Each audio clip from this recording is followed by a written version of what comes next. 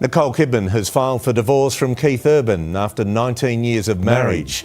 The court papers show the actress will remain the primary caregiver of the couple's teenage. For nearly 2 decades, Nicole Kidman and Keith Urban appeared to be Hollywood's golden couple, flawless on red carpets, united in interviews, and fiercely private in their personal lives. But behind the smiles and carefully curated appearances, there was a growing silence. Whispers, rumors, and fleeting tabloid headlines hinted at tension beneath the surface. Stories that were quickly dismissed, covered up, or simply never addressed. Until now. At 58, Nicole Kidman has finally broken that silence. In a stunning and uncharacteristically vulnerable revelation, the Oscar-winning actress has admitted the painful truth behind her divorce from country music star Keith Urban. For fans who followed their love story closely, the news is as heartbreaking as it is shocking. This wasn't a marriage marred by scandal, betrayal, or public blow-ups. Instead, it was something far more complex and far more human. Kidman's confession didn't come in a press conference or a magazine spread. It came in fragments, an offhand remark during a podcast, a revealing comment during a panel, and finally, a deeply emotional moment in an Australian interview that's now gone viral. What she revealed wasn't just about a breakup. It was about pressure, identity, sacrifice, and the unspoken loneliness that sometimes comes from loving someone deeply, but growing in a different direction. In this exclusive deep dive, we unpack Nicole Kidman's emotional confession, trace the unraveling of a picture-perfect marriage, and reveal the real reason she walked away from the man she once called her soulmate. When Nicole Kidman and Keith Urban first came together in 2005, it seemed like fate had stepped in to heal 2 wounded hearts. Nicole had just survived a highly publicized and emotionally shattering divorce from Tom Cruise, and Keith, despite his rising fame in country music, was privately grappling with addiction and identity. They met at the G'day USA Gala, an Australian event in Los Angeles meant to honor their shared homeland. He approached her with a bashful charm. She later admitted she thought he wasn't even interested. But he was, deeply, and within months, their quiet flirtation blossomed into a full-blown whirlwind romance. Just over a year later, they married in a stunning ceremony in Sydney, exchanging vows beneath candlelight and ancient gum trees. For the public, it was a fairy tale, a glamorous movie star and a guitar-slinging country singer, finally finding peace in each other's arms. But what the public didn't see was that their love story was beginning amid emotional landmines. Keith was already in the grip of substance abuse when they married. Just months after their wedding, Nicole staged an intervention and checked him into rehab. It was a bold and painful move, one that spoke volumes about the seriousness of their situation and her commitment to him. "I did it out of love," she said at the time, and he later credited her with saving his life. Still, those early days were not the storybook bliss people assumed. They were fighting not only for their marriage, but for Keith's survival. For a while, they seemed to pull through. Keith got sober. Nicole resumed her career, balancing motherhood and movie sets. They appeared inseparable at award shows. Interviews became love letters, Nicole gushing about Keith's music, and Keith calling Nicole his muse. And yet something was always just beneath the surface. Nicole, despite her glowing career and public poise, often spoke about loneliness. In several interviews, she described their relationship as intense, protective, even all-consuming. She hinted at their need for time apart, how she sometimes flew back to Australia alone just to breathe. On the surface, these seemed like normal comments from a working couple juggling fame, family, and schedules. But to those listening closely, they were red flags, the kind that signal emotional exhaustion hiding behind love. Keith, too, hinted at deeper issues. While he praised Nicole at every opportunity, he also admitted that he had trouble balancing his sobriety with the pressure of maintaining the perfect marriage. He spoke of writing songs that were too honest to release, and of using music as therapy to process things he couldn't say out loud. He never directly pointed to cracks in their relationship, but he didn't have to. His silences spoke louder than words. Despite this, the two kept up appearances. They shared charming photos with their daughters, Sunday Rose and Faith Margaret. They vacationed on remote Australian beaches, They showed up at events hand in hand, smiles intact, but fans began to notice something else. Distance. Not just physical distance, but emotional space. Red carpets where they used to gaze into each other's eyes now showed forced smiles. Interviews that once felt like love notes started sounding like rehearsed gratitude. And then Nicole began to change, quietly, subtly. She started taking roles that mirrored her real life. Films about fractured families, unspoken pain and emotional survival. Her performances became rawer, more unfiltered, as though acting was her only outlet. In press tours, she spoke less about Keith and more about the difficulty of maintaining herself inside a relationship. She never pointed fingers, never dramatized, but the message was there. What began as a rescue story, two people saving each other, was slowly becoming a portrait of two lives evolving in opposite directions. Keith found stability in music and fatherhood. Nicole was seeking something more, perhaps a deeper connection, perhaps a peace she couldn't find inside a marriage that had become more about protection than partnership. Behind the gates of their Nashville mansion, away from the paparazzi lenses and red carpet lights, the fairy tale was quietly crumbling. And though the world still believed in their perfect image, Nicole knew holding on was becoming harder than letting go. By the mid-2010s, the carefully maintained image of Nicole Kidman and Keith Urban as one of Hollywood's most enduring love stories was beginning to quietly erode. Their smiles on red carpets remained intact, their appearances still synchronized, and their words still warm. But something had changed. It was subtle at first. Nicole's eyes didn't light up quite the same way during interviews when Keith's name came up. Keith's songs, once filled with buoyant affection, turned introspective and veiled in sadness. The outside world still believed in their fairy tale, but behind the scenes, the unraveling had already begun. In private, Nicole was growing weary. As her career soared again, thanks to powerful roles in Big Little Lies, Lion, and The Undoing, she poured her emotional truth into every character. Audiences and critics praised her performances for their honesty, their fragility, and their intensity. But few realized that Nicole wasn't just acting, she was bleeding onto the screen. In interviews, she often alluded to feeling trapped by her own perfectionism and the expectations that came with being half of a beloved celebrity couple. She spoke of sacrificing too much of herself in past relationships. "I've learned I can't disappear again," she said quietly in one conversation, eyes distant. It didn't sound like a woman completely at peace. Keith, meanwhile, was trying to stay grounded in a world he had once nearly lost himself in. Sobriety had become a non-negotiable foundation for his life, and music remained his anchor. But being married to Nicole Kidman came with pressures beyond the personal. The couple had always lived under a microscope.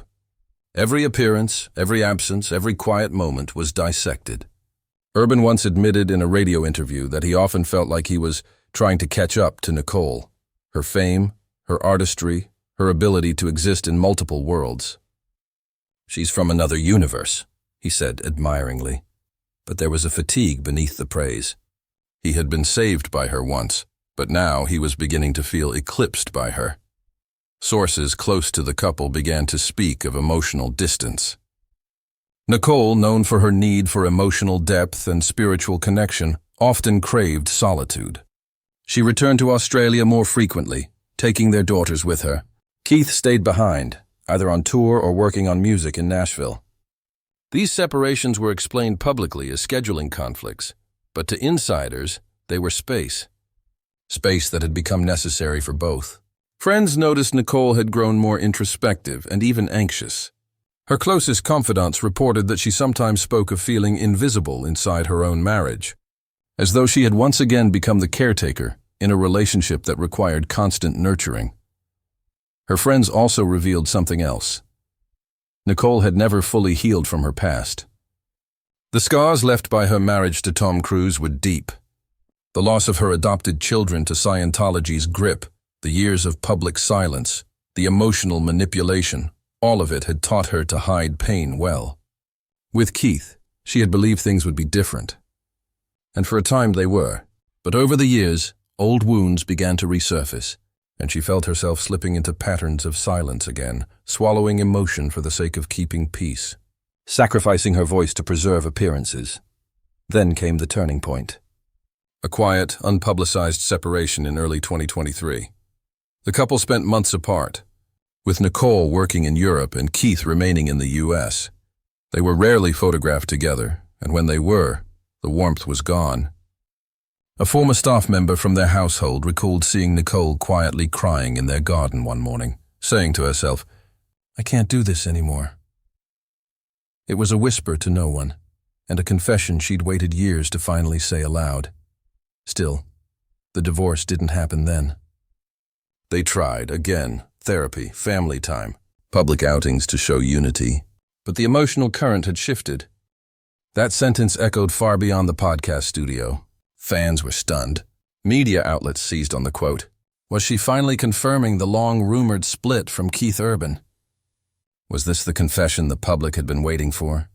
Nicole, always so reserved and calculated in interviews, had just cracked open the door to her private life. And the flood that followed was immediate. Within days, Australian and American tabloids were ablaze with speculation. Photographers camped outside her Sydney estate. Social media filled with emotional tributes from fans who had long idolized the couple. But Nicole didn't backpedal. In fact, she did something even more unexpected. She leaned into the truth. During a live panel discussion at a women's leadership summit in Melbourne just weeks later, Nicole was asked again about her past relationships, and this time she didn't speak in code. "I think a lot of women will understand this," she began. "Sometimes you can love someone deeply, support them through everything, and still lose yourself in the process. Sometimes the most loving thing you can do is to let go." It was the first time she acknowledged what many already suspected. The fairy tale had ended. And while she never uttered the word divorce outright, her language left little room for interpretation. She spoke of finding herself again, of no longer needing to shrink to make someone else shine, and of making peace with the idea that relationships, even the beautiful ones, don't always last forever. It was heartbreakingly honest, and for many women, it was validating. In the weeks that followed, close sources began confirming what fans had feared. Nicole and Keith had quietly separated nearly a year earlier. The divorce was private, settled with no courtroom drama or public sparring. True to their nature, they had agreed to co-parent their daughters and maintain mutual respect. "They didn't want to become a tabloid circus," said one insider. "They've always cared more about protecting their family than proving anything to the world." But despite the mutual respect, Nicole's words told a deeper story. In another interview, she spoke of how she had spent too much time in relationships being the glue, always trying to hold everything together while losing her own sense of direction. She didn't blame Keith, nor did she paint herself as a victim. Instead, she described the quiet ache of trying to grow beside someone who no longer walks at the same pace. "You can love someone," she said, "and still realize you're no longer on the same path." For fans who had idolized their marriage, it was a sobering truth. But it was also a powerful one. Nicole wasn't offering a scandal, she was offering reality. A glimpse into what happens when even the most passionate love begins to suffocate rather than sustain. It wasn't about betrayal or anger. It was about outgrowing something that had once felt perfect. About being brave enough to say, "This isn't working anymore," even when the whole world expects you to keep smiling through it. Keith, for his part, remained silent publicly. But in the liner notes of his latest album, he included a short dedication. "To those who know the sound of goodbye and choose peace anyway." It was the only response he gave, and perhaps the only one he needed to. Nicole's confession wasn't explosive. It was quiet, mature, and devastatingly human. It wasn't what fans expected, but it was the truth. And that made it far more powerful than any headline ever could. In the months following her quiet confession, Nicole Kidman all but disappeared from public view. There were no red carpets, no front-row appearances at fashion shows, no social media updates filled with curated joy. For a woman whose life had long played out in the spotlight, the silence spoke louder than any headline. But this wasn't a disappearance. It was a return, an intentional step back to rediscover the version of Nicole that had long existed before the world, before the performances, before the pressure to be the perfect partner in a perfect love story. At 58, Nicole Kidman was starting over, not with a new man or a rebrand, but with herself. She retreated to Australia, settling quietly on a sprawling estate in the Southern Highlands, where the eucalyptus trees offered the solitude she once only dreamed of. Surrounded by her daughters, her sister Antonia, and her aging mother, Nicole began doing what she hadn't done in decades, breathing without obligation. Friends say she spent long hours walking barefoot across the property, meditating at sunrise, journaling beneath the old gum trees. For the first time in years, she didn't need to rush. She didn't need to perform. She was no longer the wife of a country star or the woman holding a marriage together. She was just Nicole. Professionally, she wasn't slowing down. She was shifting focus. Gone were the emotionally devastating roles that mirrored her private struggles. In their place came a new kind of performance, one rooted in healing. She began developing a series of projects under her production company that centered on women starting over, reclaiming their voices after years of being silent. "It's not about revenge," she told one Australian outlet. "It's about rediscovery." There was a lightness in her voice during that interview that hadn't been heard in years. Not giddy but grounded, not performative, but real. And while the public still speculated about Keith, about whether she was dating again, about when she would return, Nicole made it clear she wasn't interested in performing the narrative others wanted. She no longer needed to prove she was okay. She didn't need to fill the silence with a new man or a romantic comeback. Her healing didn't look like a headline. It looked like cooking barefoot in her kitchen. It looked like listening to her daughters laugh on the veranda. It looked like finally understanding that love doesn't always mean staying. It sometimes means letting go before you lose yourself completely. If you've made it this far, take a moment to support the channel. Like this video, subscribe for more emotional Hollywood documentaries, and drop a comment sharing your thoughts on Nicole's quiet strength. Your support helps keep these stories alive. As for Keith, he continues touring, continues writing, and continues being the father they both agreed he would always remain.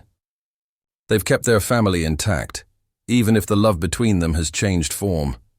There are no tabloid wars, no bitter statements.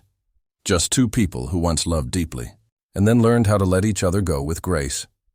In a rare recent appearance, Nicole was asked if she still believes in love. Her answer was immediate.